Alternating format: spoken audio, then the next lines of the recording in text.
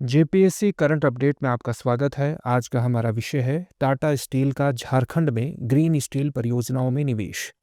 Tata steel ने झारखंड सरकार के साथ ग्रीन स्टील परियोजनाओं में 11,000 करोड़ रुपए के निवेश के लिए एक समझौता ज्ञापन मेमोरेंडम ऑफ अंडरस्टैंडिंग पर हस्ताक्षर किए हैं।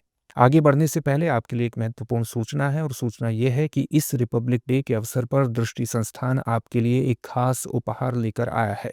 रिपब्लिक डे सेल के रूप में जेपीएससी के सभी ऑनलाइन कोर्सेज और टेस्ट सीरीज पर आप 24 से 27 जनवरी तक 50% तक का डिस्काउंट प्राप्त कर सकते हैं।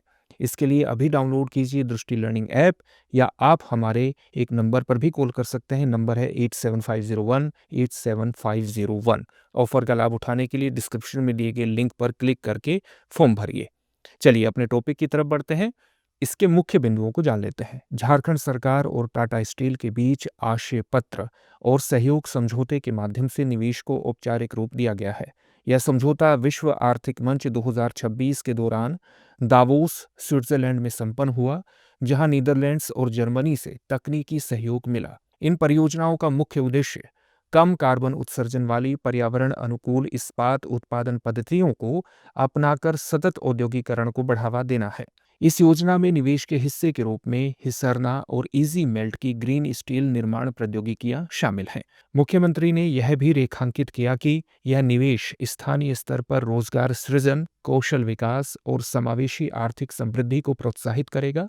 समग्र रूप से यह निवेश झारखंड के हरित औद्योगिकरण के दृष्टिकोण के अनुरूप है, राज्य के विनिर्माण आधार को मजबूत करता है और भारत के कार्बन उत्सर्जन में कमी और सतत विकास लक्ष्यों का समर्थन करता है।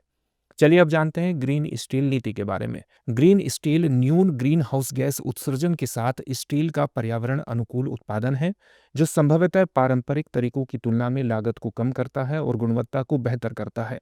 इस्पात मंत्रालय एक व्यापक ग्रीन स्टील या हरित इस्पात नीति विकसित कर रहा है, जिसमें संपूर्ण डिकार्बोनाइजेशन रणनीति के हिस्से के रूप में इस्पात विनिर्माण प्रक्रिया को पर्यावरण के अनुकूल बनाने के लिए आवश्यक कदम उठाए जाएंगे। एक अध्ययन से पता चलता है कि 21वीं सदी में स्टील की मांग बढ़ने का अनुमान है। स्टील उत्पादन के लिए न्यूनतम ग्रीन हाउस गैस उत्सर्जन विकल्पों की तलाश करने के लिए ग्रीन स्टील एक अच्छा विकल्प प्रदान करता है। भारत का घरेलू इस्पात क्षेत्र देश के ग्रीन हाउस गैस उत्सर्जन में 12% का योगदान देता है। प्रति टन कच्चे इस्पात के उत्पादन में 2.55 टन कार्बन डाइऑक्साइड का उत्सर्जन होता है, जो वैश्विक उत्सर्जन औसत 1.9 टन कार्बन डाइऑक्साइड से अधिक है। चलिए इससे जुड़े हुए प्रश्न को देख लेते हैं। ग्रीन स्टील निर्माण के लिए कौन सी प्रौद्योगिकियां इस योजना में शामिल हैं?